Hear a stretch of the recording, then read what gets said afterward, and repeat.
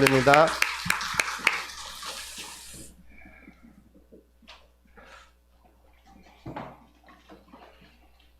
오늘 말씀의 배경이 되는 이 에베소 지역은 사도 바울이 에베소에 교회를 개척하고 세웠습니다. 그래서 이 에베소 교회가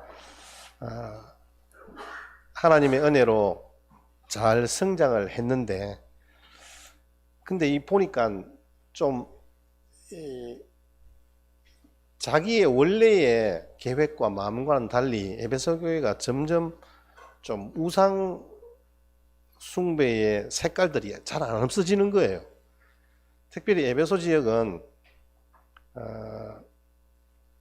아데미 여신을 대표적으로 섬기는 그런 지역이었어요. 아데미가 그리스 신화 책을 읽어보신 분들은 아르테미스라는 여신, 그래서 이 신전에 그 제사들을 드리고 쉽게 말하면 예배를 드리는 거죠. 그런데 예배를 잘 드리기 위해서는 거기에 시중을 드는 그 여사제들과 매춘 행위를 하는 거예요. 그래서 그 매춘 행위를 잘하면 이 아데미 여신이 그 예배를 잘 받으시고 또 이 지역에 복을 내려주시고 다산과 풍요의 복을 허락한다, 이런 어떤 생각들과 사상들이 팽배한 거예요. 그러니까 에베소 교회의 성도들이 된 교인들조차도 그들의 어떤 여러 가지 삶의 모습들은 여전히 사도 바울이 표현하는 것처럼 영적으로 어두움에 매여 있는 거예요. 자기의 유익을 쫓아 자기의 생각대로 살아갈 수밖에 없는. 그래서 착함보다는 악함이, 의로움보다는 부패함이, 진실함보다는 거짓과 속임수와 가증스러운 탐욕이 많았다는 거죠.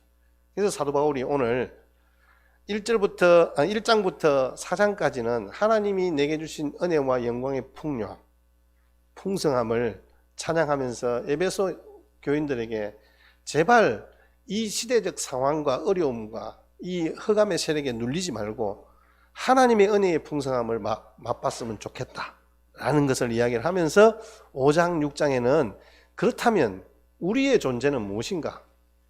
우리에게 빛으로 오신 예수님, 그 예수님 때문에 우리도 빛이 되었고 빛의 자녀들이 되었다. 그래서 우리가 빛의 열매를 맺어가는 빛의 자녀들처럼 행했으면 좋겠다. 이게 바로 오늘 말씀의 골자입니다.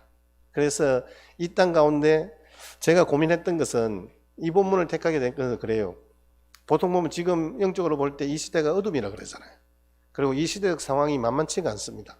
사람들의 생각이 점점 더 악해가고 자기의 이익과 유익만을 쫓아 행합니다. 오히려 의롭게 행하고 착하게 행하면 사람들은 바보라고 손가락질합니다. 그래서 사람들이 우리 교회를 향하여서 야, 그래가지고 무슨 세상을 변화시킬 수 있겠나, 빛의 자녀라고 하면서 너희들이 그렇게 교회가 오히려 세상에 모범이 되지 못하고 너희들이 앞장서서 나쁜 짓을 저지르고 그러면 되겠냐, 막 이런 식으로 비난을 하기도 합니다. 그러면서 제가 제 마음속에 질문한 게 있습니다. 우리 교회는, 아니 나는 지금 어둠일까? 아니면 빛일까? 사도 바울이 지금 에베소 교회를 향해서 어둠에 처해 있는 자들의 특징은 뭐냐 하면 빛을 잃어버리고 잠자는 교회다, 이렇게 이야기를 하거든요. 근데 오늘 본문 말씀에는 빛이 이제 내게 빛이었으니 그만 자고 깨어나라 그러잖아요. 빛이어야 하는 교회가 빛이 아니라 어둠처럼 보인다면 그건 잠자고 있는 거예요.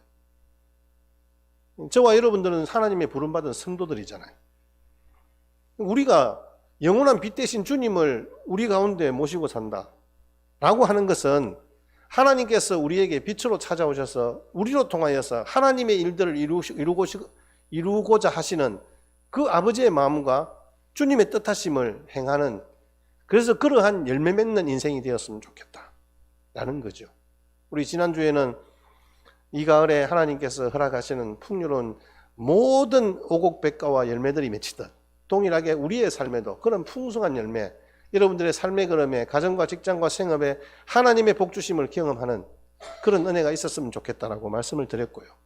오늘은 우리의 존재, 우리는 어떤 존재인가? 우리는 빛이에요, 빛. 오늘 8절 말씀 다시 한번 보십시다. 8절 다시 본문을 보십시다. 다 같이 읽겠습니다. 시작. 너희가 전에는 어둠이더니 이제는 주 안에서 빛이라.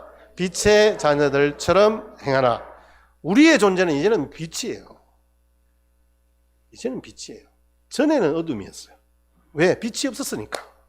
빛이 내게 찾아오지 않았으니까. 그러나 빛 대신 주님이 이제 우리를 찾아오셔서 우리는 이제 어둠에 속한 자가 아니라 이제는 빛의 자녀들처럼 행하는 하나님의 은혜가 우리 가운데 임하였다는 거죠. 그렇다면 그 빛의 열매를 맺어갈 것을 우리에게 권면하고 있습니다. 그래서 하나님은 빛의 열매를 맺게 하십니다. 우리 9절 말씀을 같이 한번 보십시다. 제목들도 좀 띄워주세요. 자, 빛의 열매는 시작. 빛의 열매는 모든 착함과 의로움과 진실함에 있는. 빛의 열매는 착함과 의로움과 진실함에 있다. 이렇게 얘기합니다. 세 가지잖아요. 여러분, 이 세 가지는 우리 보통 보면 어떤 구성을 이룰 때 세 가지가 제일 안정적이에요. 삼각형이 제일 안정적이잖아요. 그리고 또 이 세 가지를 가지고 뭔가를 하면요, 모든 것들이 다 가능해요. 우리 세계 사문색 이렇게 이야기하잖아요. 빨강, 파랑, 노랑.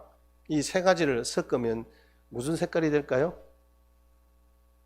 우리 아마 아이들을 잘 가르치는 권사님, 세 가지 색깔 섞으면 뭐가 되죠? 네, 검은색이 됩니다. 맞아요. 그러면 빨간색, 초록색, 노란색 그 빛을 비추면 뭐가 될까요? 어떤 색깔이 나올까요?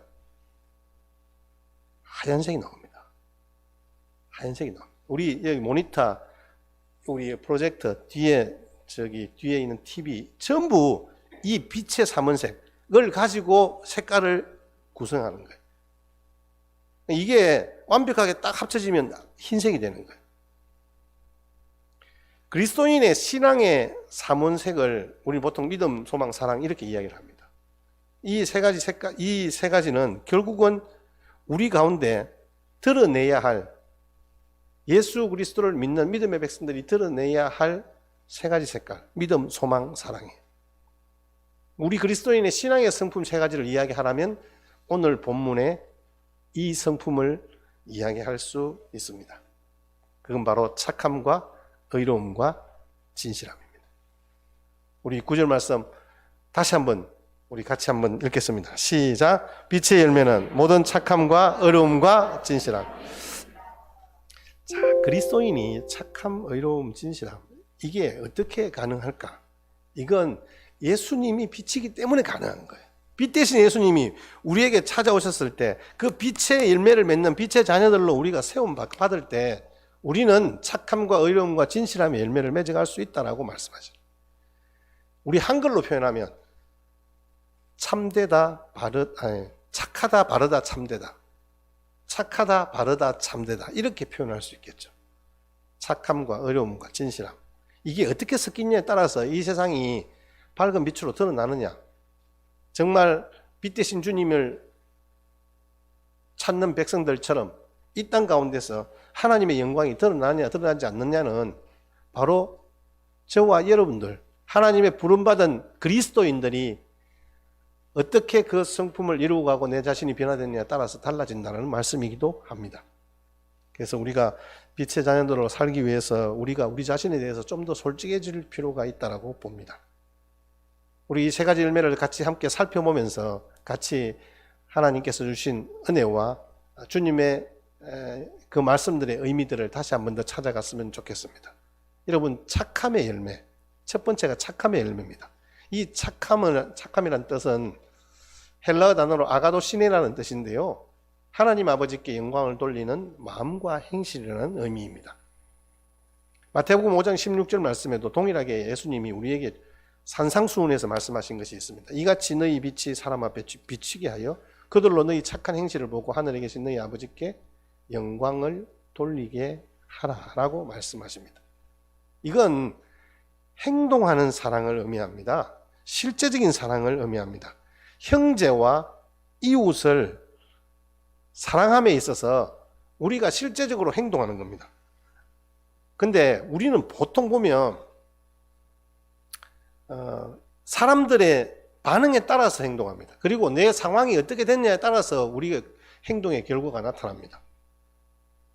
예수님께서 사도 바울이 데살로니가 교회에 이렇게 이야기합니다. 삼가 누가 누구에든지 악으로 악을 갚지 말고 오직 피차 대하든지 모든 사람을 대하든지 항상 선을 쫓아라, 이렇게 이야기합니다.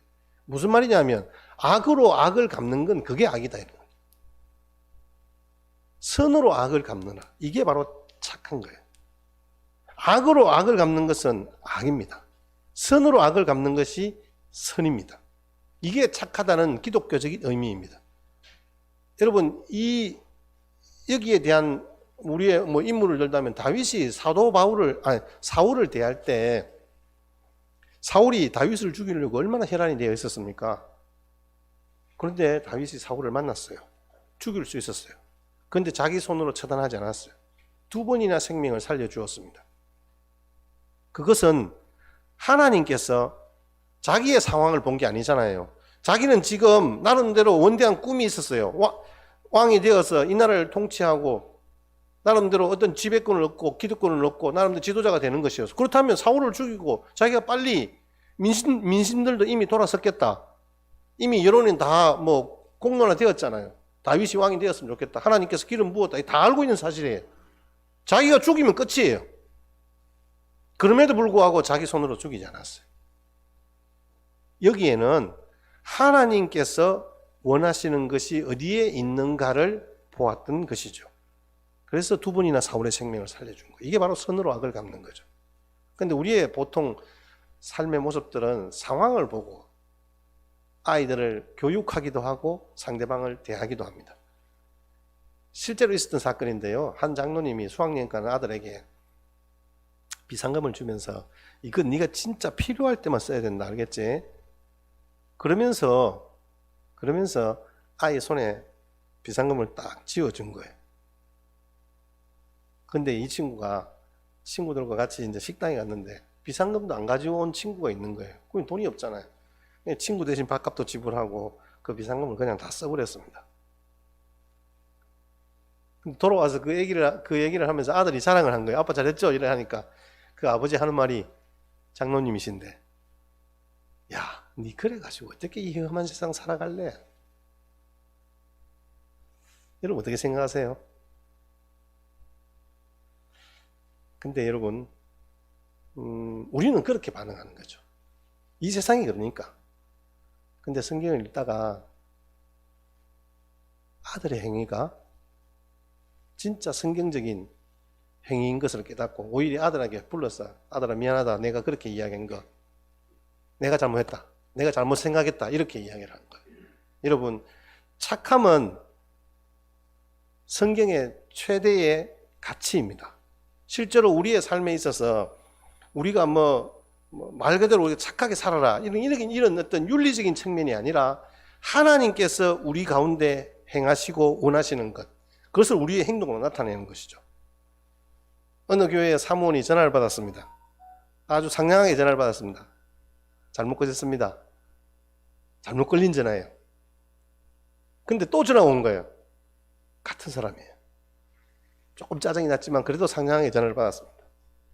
근데 조금 있다가 또 전화가 3번이나 전화가 온 거예요. 이 사람은 일부러 장난치는 거다, 이렇게 생각을 해서 화가 치밀어 올랐지만 화를 가라앉히고 더욱 상냥하게 받았습니다. 똑같은 분에게서 3번이나 전화를 받았다는 것은 아마 이것도 인연인 것 같은데, 혹시 교회 나가지 않으시면 우리 교회에 한번 나오시기 바랍니다. 지역이 어디시죠? 이렇게 물은 거예요. 그 사무원 아가씨가. 근데 주일이 되는데 목사님이 사무원을 불렀어요. 그럼 막 칭찬을 하신 거예요. 알고 보니까 그분이 진짜 잘못 걸은 거예요. 2번은 잘못 걸었고 3번째는 일부러 그런 거예요. 너무 상냥하게 전화를 받으니까 한 번 더 전화를 걸은 거예요. 그런데도 불구하고 짜증내지 않고 상냥하게 대답하고 마지막에는 교회까지 오라고 이야기하니까 진짜 교회로 온 거예요. 그 얼굴 한번 보려고, 그리고 이 교회가 어떤 교회인지 한번 보려고. 그래서 실제로 등록을 하고 신앙생활을 잘 하고 있다는 것입니다. 여러분, 우리의 삶에 있어서 우리가 추구해야 하는 것은 우리의 어떤 착함이 드러나는 그래서 내가 착하다는 것을 드러내는 것이 목적이 아니라 우리 가운데 하나님께서 주시는 생명의 역사가 있느냐 없느냐는 거죠. 우리 슐바이츠 박사가 이렇게 이야기를 합니다. 선행이란 생명을 구하고 생명을 태어나게 하고 발전 가능성이 있는 생명을 최고의 가치로 끌어올리는 것이다. 악행이란 생명을 죽이고 생명을 망치고 발전 가능성이 있는 생명을 짓밟는 것이다. 자, 보십시오. 선행과 악행을 이야기하면서 착함과 악함을 이야기하면서 대비해서 이야기하는 거예요. 여기에 중심은 생명이에요. 생명을 살리는 일에 우리의 착함이 쓰여진다면 그것은 하나님이 우리에게 허락하신 최고의 가치인 거예요. 우리의 삶에 있어서 이 착함의 성품을 갖는 것은 우연히 이루어지는 것은 분명히 아닙니다. 우리 안에 거하시는 그리스도, 빛이신 그 예수님이 우리 가운데 거하심으로 말미암아 우리를 통하여서 세상을 변화시키기를 원하시는 것입니다. 성경에서 착한 사람 그러면 우리 성경에 나오는 바나바를 들 수 있지 않겠어요? 실제로 이 바나바는 성경의 기록 그대로 바나바는 착한 사람이요 이렇게 합니다. 사도행전 11장 24절인데요. 같이 한번 여러분 읽어주시기 바랍니다. 시작.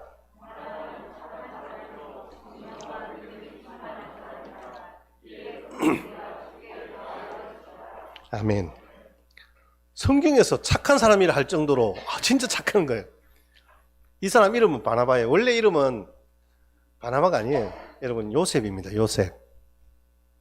바나바란 뜻은 무슨 뜻이냐 하면요. 사람들이 이 요셉에게 붙여준 별명이에요. 교회가 이제 세워지고 복음이 전해지는데 교회에 들어오는 백성들이 우리 지난주에도 살펴보았지만 사실은 참 어렵고 힘든 분들이 많이 찾아오잖아요. 지금도 마찬가지지만 초대교회 시절은 더 했단 말이죠. 그 사회적으로 나름대로 소외되고 다른 사람들 손가락질 받고 숨어 살던 그런 사람들이 교회로 막 들어오는 거예요. 그러니까 정말 먹고 살기도 힘든 거예요. 이 바나바는 자기 재산을 다 팔아서 교회를 세우고 그들을 섬기는 일에, 그래서 어렵고 힘들고 좌절한 사람들이 있으면 찾아가서 그들을 만지고 위로하는 그런 일들을 이 바나바가 시작했는데 이게 그냥 하루 한 번 하고 끝나는 게 아니에요. 계속해서 그 일을 하는 거예요. 사람들이 저 사람 누구냐 물으면 저 사람 바나바야 이렇게 하는 거예요. 뜻은요, 위로자라는 뜻이에요. 위로자. 이 바나바라는 뜻이 위로자라는 뜻입니다. 이 바나바를 향해서 사람들은 착한 사람이다, 아가도스 이렇게 이야기를 하는 거예요. 저 사람은 선한 사람이야. 원래 이 바나바는 많은 사람들을 위로하는 착한 사람이란 뜻의 그 바나바의 이름이 우리 현대에는 직분으로 되었잖아요. 직분, 장로, 권사. 이게 사람들을 위로하고 세워가는, 생명의 가치를 부여하고 이 땅 가운데 하나님의 교회가 어떤 존재인가를 사람들에게 드러내는 직분이 되었어요. 참 귀하죠. 이 바나바의 대표적인 착한 행동은 여러분 이 편지를 쓴, 오늘 말씀의 본문을 기록한 사도 바울을 세운 일이 어찌 보면 바나바의 가장 큰 업적이 아닌가 생각을 해봅니다. 사도 바울이 예수님을 만났습니다. 처음에는 예수님을 믿는 무리들을 잡아서 죽이는 역할을 했습니다. 심지어 그때 당시에 가장 이슈가 되었던 스데반 집사를 돌로 쳐 죽이는 일의 주동자가 바로 이 사도 바울이었어요. 그런데 예수님을 믿는 무리들이 있다라는 이야기를 듣고 다마스커스로 가는 도중에 빛 대신 예수님을 만났잖아요.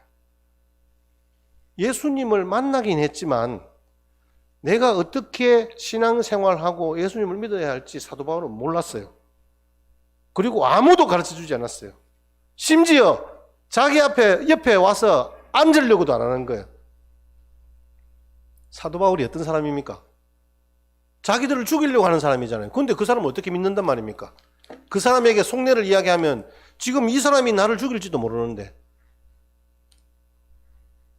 그래서 사도 바울을 볼 때마다 사람들은 손가락질하면서 오히려 저 사람 못 믿어. 어떻게 믿어? 우리 가족을 죽였고 우리 친구를 죽인 사람인데. 여러분, 그런 사도 바울에게 먼저 손 내민 사람이 바나바였습니다. 아니, 찾아갔습니다. 데리고 왔습니다. 그래서 이 사도 바울에게 예수 믿는 것은 신앙생활을 어떻게 한다는 것을 가르쳐 주었습니다. 그리고 자기가 예수님을 만난 이야기를 이 사도 바울에게 해 주었습니다. 그래서 그가 오고 오는 모든 세대에 가장 복음에 열정적인 사도로 세움받는 일에 가장 중요한 역할을 했던 사람이 바로 이 착한 사람 바나바였습니다. 여러분, 바나바는 그렇게 생명을 살려가는 가치 있는 일에 그의 생을 바쳤던 사람입니다. 착함의 대명사, 이렇게 별명을 붙일 수 있지 않을까요? 복음을 위해서 사용하라고 사도들의 발 앞에 자기의 전 재산을 드렸습니다. 하나님의 선하심을 맛보지 않으면 이루어질 수 없는 일이에요. 보통 우리는 지금 기업에서 기부를 많이 하잖아요. 우리 개인도 기부를 합니다. 근데 여러분, 제가 보는 관점에서는 기업들이 1년에 10억, 20억 기부하는 것보다 여러분들이 알게 모르게, 사람들은 알지 못하지만 여러분들이 정말 어려운 이들을 위해서 기부하는 단돈 1,000원의 그 기부가 오히려 하나님께서 기억하실 만한 착함입니다. 그래서 우리의 삶에 있어서 하나님의 빛된 존재로 선한 감동의 열매로 이 착함이 열매 맺게 될 그날을 기대해 봅니다. 우리가 빛의 자녀로서 착함의 빛을 비추어 살아갈 때 우리 가운데 빛 되신 주님의 충만함으로 말미암아 우리의 주변으로 그 착함이 흘러갈 것입니다. 우리가 사는 가정과 교회와 이웃과 세상을 변화시키는 그리스도인으로 살아가시는 은혜가 충만하시기를 주님의 이름으로 축복합니다. 여러분, 착함의 열매는요, 어떻게 일러질까요? 그러면 사람들이 우리를 보고 뭐라고 이야기할까요? 1000년 전에 실제로 중세시대에 있었던 사건입니다. 형제가 있었는데 이 두 형제가 의기투합했어요. 근데 좋은 일에 의기투합하면 좋은데 나쁜 일에 동네에 있는 양을 훔치기로 계획을 하고 실행에 옮깁니다. 그런데 들켰습니다. 법이 있었어요. 그 동네에는 전통 관례법이 있었는데 남의 것을 훔치면 죽는다. 근데 동네 사람들이 너무 착해서 형제를 살려두었어요. 대신에 이마에 도둑놈이라는 표시를 한 거예요. 거기에 sheep-thief라고 양도둑이라고 ST 딱 글자를 박은 거예요. 그러니까 어떻게 그 동네에서 살아요? 못 살잖아요. 형제는 그냥 동네를 떠났어요. 근데 한 형제는 당연히 사형을 받아야 하지만 자비로운 마을 주민들의 그 사형 대신에 용서해주고 살려준 그것을 생각하고 후회하고 새 사람이 되기로 결단합니다. 마을 사람들의 모든 일에 다 참여를 합니다. 불쌍한 사람들을 도와줍니다. 병자들을 방문합니다. 처음에는 마을 주민들이 그와 함께 하려고도 하지 않죠.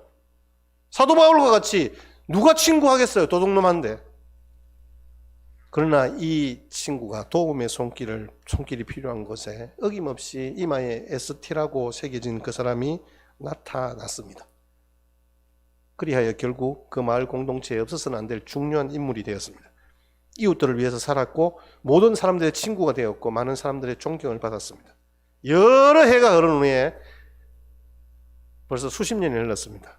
어떤 여행객이 그 마을에 방문하게 됐는데 보는 사람들마다 그 사람을 보고 인사를 하면서 아이들은 그 사람의 품에 안기고 그 노인의 품에 안기면서 너무너무 즐거워하는 거예요. 식당에 쭉 들어오는데 사람들이 전부 일어서서 인사하고 여행객이 주인에게 물었어요. 식당 주인에게. 아니, 저분이 누군데 그렇게 사람들이 좋아하지요? 저분 이마에 ST라는 글자가 무슨 의미지요? 그러니까 이 식당 주인도 제가 뭐 좀 너무 오래전 일이라 잘 기억은 안 나지만 내가 생각하기에는 그 글자의 뜻은 성자라는 뜻이 아닐까요? 세인트, ST랑 하니까 성자라는 의미가 아닐까요? 이렇게 이야기하는 거예요. 자, 여러분, 우리의 삶에 있어서 우리의 착함의 열매는 이 지역의 한가족 교회라는 의미는 무슨 의미일까요? 빛 대신 주님이 우리 교회를 통하여서 드러나는 그런 은혜가 우리 가운데 있어지게 될 그날을 소망해 봅니다. 충분합니다. 가능합니다. 여러분, 전에는 어둠이었지만 지금은 주님 안에서 빛이기 때문에 그렇습니다. 저와 여러분들이 빛의 자녀답게 살아가는 은혜가 있으시기를 주의 이름으로 축원합니다. 두 번째, 의로움의 열매입니다. 의로움이란 디카오이네입니다. 디카오이네. 이 디카오이네는 하나님의 눈에 보시기에 바르게 행하는 것입니다. 우리가 빛의 자녀로 살면요, 착함의 열매뿐만 아니라 의로움의 열매도 맺게 된다라고 말씀하고 있습니다. 의로움은 제가 바름이라 이렇게 얘기했잖아요. 하나님과 함께 바로 서 있는 삶. 성경에 고린도후서 5장 21절에 하나님이 죄를 알지도 못하신 자로 우리를 대신하여 죄를 삼으신 것은 우리로 하여금 그 안에서 하나님의 의가 되게 하려 하십니다. 우리는 의로울 수가 없다는 거죠.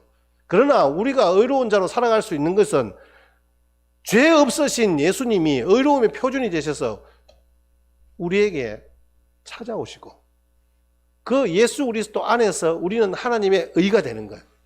하나님이 그러니까 우리를 보고 의롭다 하신 것이 아니라 우리 안에 계신 예수 그리스도를 보고 의롭다 하신 거예요. 나 바르게 산다. 나는 그리스도인이야.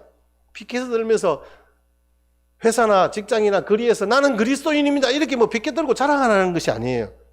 하나님의 의를 드러내는 삶을 살게 하시려고 저와 여러분을 부르셨다는 말씀이에요.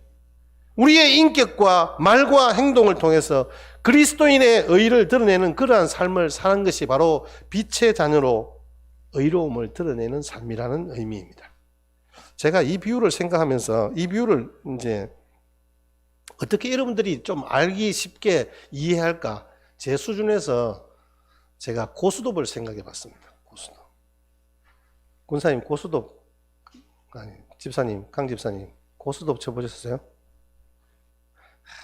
진짜 저는 이런 분들 보면요, 제가 너무 부끄러운 거 있죠. 저는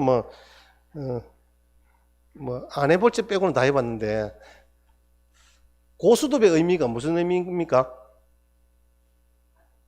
아니, 잘 모르시네 진짜. 고스톱은 화투입니다. 화투인데 화투를 치면 내 패가 딱 좋으면, 이것도 전문 용어죠. 패 전문 용어인데 내 패가 좋으면 뭐 하죠? 잘 하시네.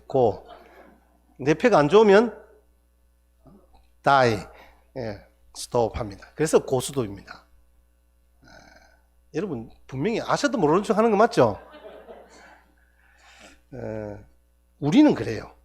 자, 아까 우리 초도에도 제가 말씀드렸듯이 우리의 상황과 우리의 입장에서 볼 때 우리는 모든 것들을 판단하잖아요. 그래서 내가 패가 안 좋으면 스톱을 해요. 근데 내가 뭔가를 유익을 얻을 수 있다.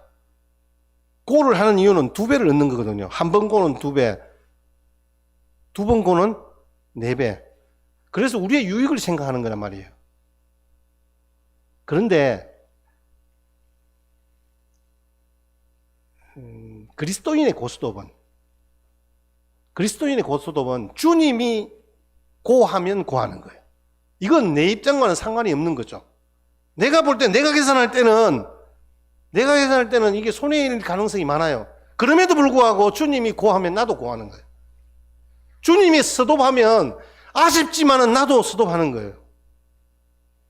이게 주님이 말씀하시는 의로움이에요. 이게 바로 주님을 기쁘시게 하는 삶이기 때문에 그렇습니다. 하나님께서 다윗을 내 마음에 아픈 사람이다, 그렇게 말씀하시잖아요. 다윗은 우리와 같이 정말 나쁜 짓을 많이 했어요. 죄도 많이 지었고 실수도 많이 했어요. 그러나 이 다윗은요, 겉과 속이 다르지 않았어요. 자신 속에 있는 것을 사람들과 하나님 앞에서 속이거나 가장하려고 하지 않았어요. 그래서 하나님께서 이 다윗을 내 마음에 합한 사람이다라고 말씀하는 거예요. 여러분, 우리의 삶에 있어서 어려움의 열매를 맺기 위해서 내가 위치한 이 삶의 자리에서 할 수 있는 것이 무엇인지 우리가 한 번쯤 고민해 보면 좋겠습니다. 이 의로움은 진실함의 열매와 맥락을 같이 합니다.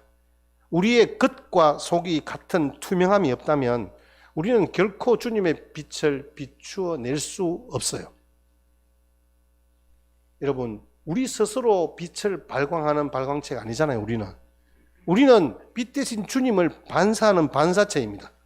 주님께서 우리 가운데 찾아오셔서 빛의 존재로, 빛의 자녀로 살아가게 하셨습니다. 그래서 우리의 어려움의 기준도 하나님의 뜻을 기준으로 하는 어려움인 거예요. 세상적인 의의 기준은 절대 기준이 없습니다. 조금 전에도 말씀드린 것처럼 자기가 유익이 되면 고고, 그렇지 않으면 스톱을 하는 것이 우리의 정의입니다. 그래서 우리는 이런 말도 만들어내잖아요. 의적.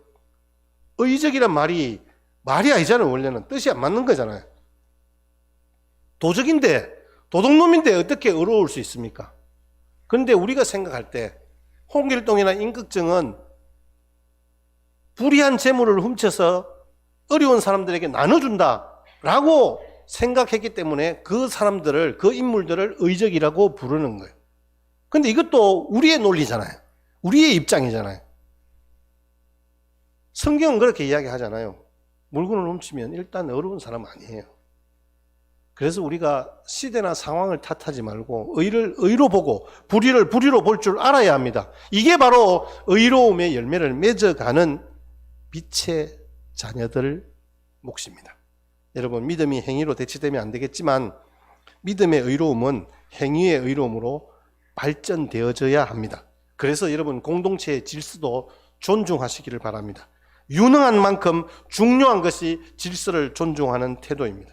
그래서 성도는 죄에서 해방되어 자유자가 되었지만 최선을 다해서 신호등도 지키려고 해야 하는 거예요. 이게 진짜 자유입니다. 이게 진짜 의로움인 거예요. 많은 사람들이 예수 믿고 뭐가 달라졌는지 물어요. 교회 다니면 저한테 사람들이 그렇게 예수 믿으면 뭐 어떻게 되는데요? 이렇게 묻는 사람도 있어요. 근데 예수 믿은 지 개종한 지 3년이 된 사람에게 친구가 찾아와 묻습니다. 자네 교회 다닌 지 3년 됐다면서 이제 교회에 대해서 꽤 많은 것을 알고 있겠군. 교회는 뭐 하는 곳이지? 요즘 그런데 교회들이 왜 이래? 근데 그 친구 대답이 나도 잘 몰라. 너 교회 목사님 설교 잘하나? 나는 그렇게 들리는데 잘 모르겠어. 자네는 기독교로 개종했다면서 교회 다닌다고 하면서 아는 것이 별로 없네?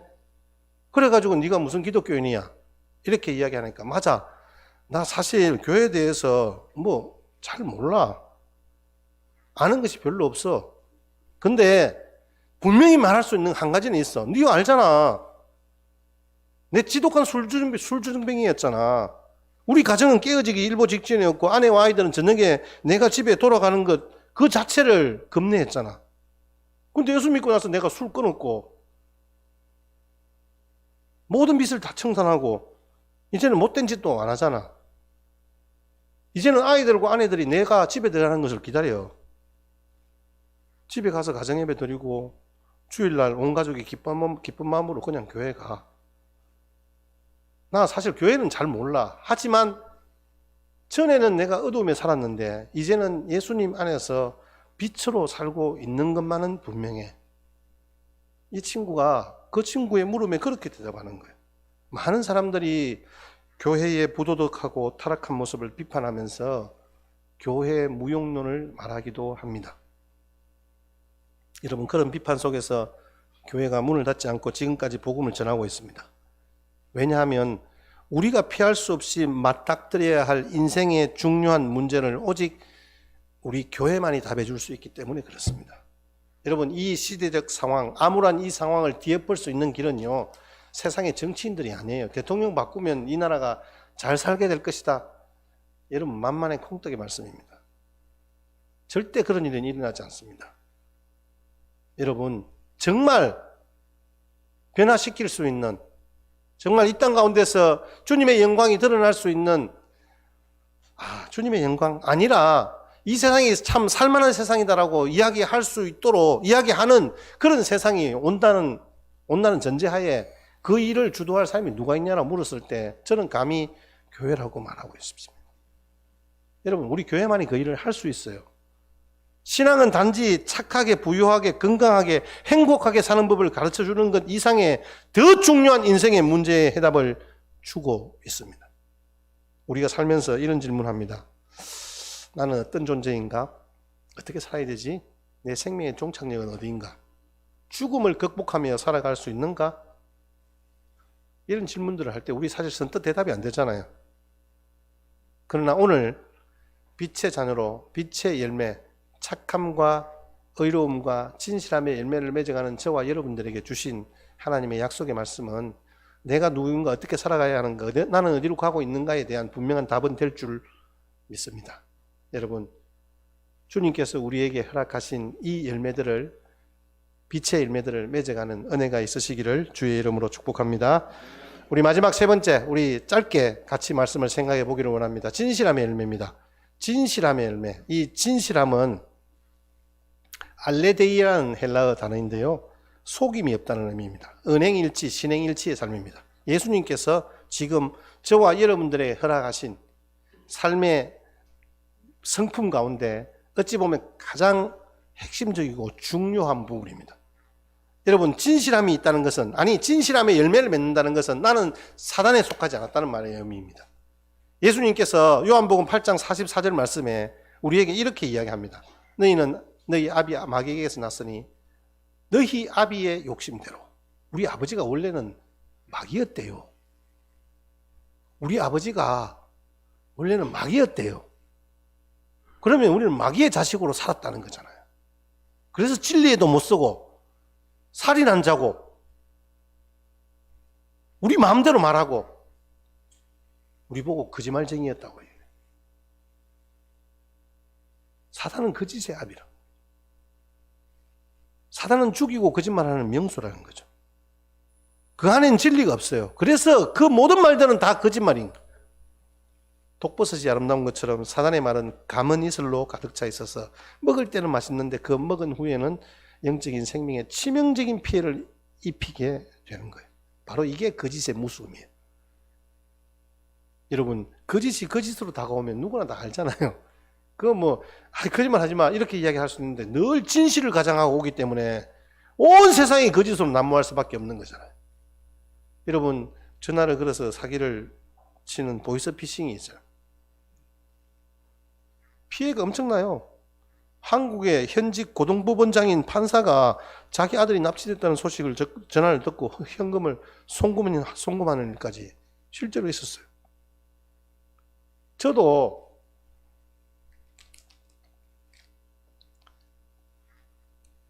비슷한 일을 당할 뻔했었어요. 그래서 저는 02, 070 국제전화 저는 스팸으로 처리해서 아예 안 받습니다. 혹시 제가 원래 귀가 얇거든요. 들으면 거기에 속을까 봐서 제가 아예 스팸 번호로 처리해서 받지 않습니다. 속이는 것은 아주 교묘합니다. 선은요, 열매를 맺기 위해서는 아주 이 뼈를 깎는 고통이 필요합니다. 실제적인 생명을 살리는 일이기 때문에 이게 쉽지가 않습니다. 의인은요, 하나님 앞에서 살아가는 것이기 때문에 하나님이 내 친구 되시고 하나님과 동행해야 한다는 부담감이 있는 거예요. 이게 여러분 어렵잖아요. 좀 내 마음대로 살고 싶고 내가 하고 싶은 대로 하고 싶은데 이건 하나님이 구하라면 구하고 스톱하면 스톱하라고 이야기하니까 이게 참 쉽지가 않은 거예요. 책임적인 존재가 될 수밖에 없는 거예요. 특별히 이 진실함은 하나님 뜻에 대한 성실한 순종이잖아요. 분명히 우리의 삶에 있어서 빛의 자녀들은 주님이 기뻐하시는 일을 분별하며 살아가야 하는데 오늘의 한국교회가 왜 이 증인이 되었냐라고 묻는 이들에게 저는 이렇게 답합니다. 우리가 예수를 믿지 않았기 때문이다. 모르겠습니다. 제 말이 틀렸는지는 모르겠습니다만은 저는 오늘 이 말씀을 기준으로 생각한다면 분명해요. 여러분, 왜 이렇게 되었냐라고 이야기하면 우리가 예수님을 믿지 않았기 때문에 그렇다.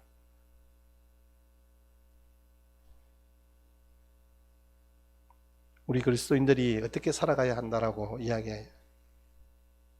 말씀하고 있습니까? 오늘 8절 말씀 다시 한 번 더 말씀을 보시며 우리 말씀의 결론을 찾으십시다. 8절 시작. 너희가 전에는 어두움이더니 아멘. 빛의 자녀들처럼 행하라.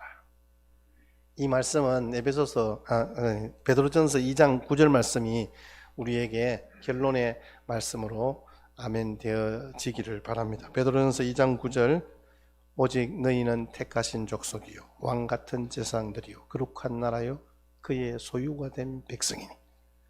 여러분, 우리가 지금 내 생각이 어떻고 내 입장이 그렇고 지금 이 상황이 어떻고 이게 중요한 게 아니에요. 지금 베드로 사도가 우리를 향하여서 뭐라고 이야기를 하냐면 우리는 택함받은 족속이다. 왕같은 제사장으로 세움받은 거룩한 나라다. 그의 소유가 된 백성이다. 그래서 우리가 할 일이 있다. 그것은 빛 대신 주님이 우리 가운데 찾아오셔서 우리로 빛의 열매 맺는 하나님의 백성으로 살아가게 하셨는데 우리가 해야 하는 일은 그 빛이 누구이며 빛이 행하신 일들을 그 아름다운 덕을 선포하는 일이 바로 우리의 사명이다. 베드로 사도가 우리에게 그렇게 말씀해 주고 있는 거예요. 여러분, 빛의 자녀답게 산다는 것은요, 세상에 허망한 일에 미혹되지 않는 거예요. 빛의 자녀다. 나는 빛의 열매를 맺으며 살아가는 사람이다. 나는 하나님의 자녀로 하나님 나라를 향해 가고 있다라는 고백과 함께 우리의 삶에 있어서 주님이 너는 내가 사랑하는 아들이고 내가 기뻐하는 사람이다라는 칭찬을 들은 것처럼 오늘 저와 여러분들에게 똑같이 주님의 그 약속의 말씀이 들려지는 은혜가 있으시기를 주의 이름으로 축복합니다. 우리 힘으로 할 수 없음을 우리는 알고 있습니다. 그러나 성령 하나님 우리 가운데 임재하시고 우리의 매일매일의 삶에서 이 빛의 열매를 맺어가는 거룩한 작업들이 우리 매일의 시간마다 우리가 무릎 꿇는 그 시간마다 하나님 앞에 예배하는 그 시간마다 찾아오셔서 우리로 왕같은 제사장들이요 택하신 족속이요 거룩한 나라요 소유된 백성으로 세우시는 그 주님의 부르심 앞에 아멘으로 응답하는 승리의 삶 되시기를 주의 이름으로 축복합니다.